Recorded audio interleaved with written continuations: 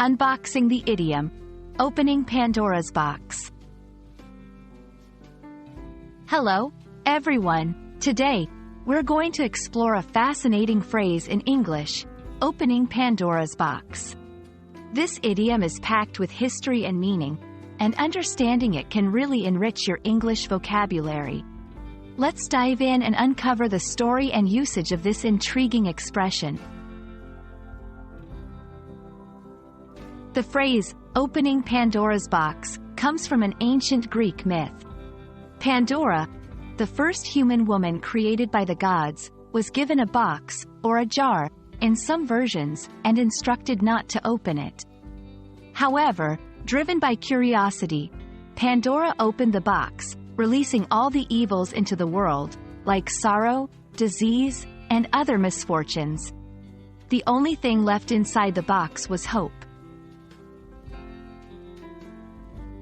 When someone says they're opening Pandora's box, they're usually referring to an action that might seem small or innocent but could lead to a lot of complicated, often negative, consequences.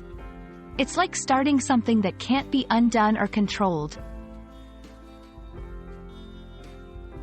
This phrase is often used in different contexts. For example, in politics, making a new policy might be described as opening Pandora's box if it could lead to unforeseen troubles.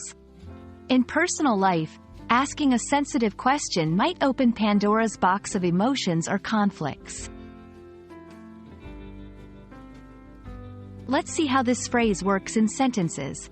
1. Changing the team's management could open Pandora's box of issues. 2. I didn't realize asking about her past would be like opening Pandora's box.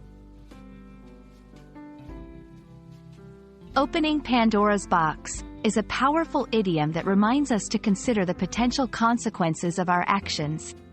I hope this video helps you understand and use this phrase confidently in your English conversations. Remember, language learning is a journey. Keep exploring and having fun with it.